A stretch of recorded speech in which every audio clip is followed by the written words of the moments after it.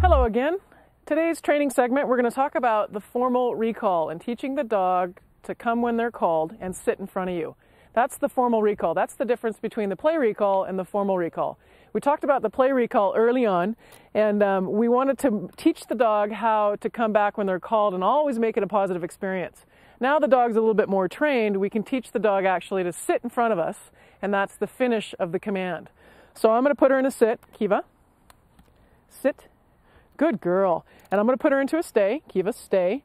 And I step off to the right and I work my way around to the front of the dog. I do use a hand signal in this command, and it's the right hand sweeps in towards me. Kiva, come. And I'll put her into a sit. Kiva, sit. That's a good girl. Good girl. So that's what's called the formal recall, when we get the dog to sit in front of us.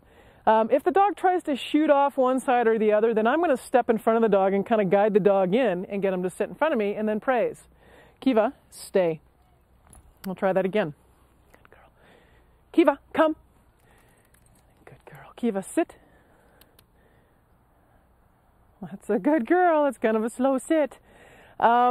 So if the dog kind of sits crooked, the whole goal is we want to straighten the dog out eventually, and that's the finish of the command, is when the dog is staring and looking at us in the sit command.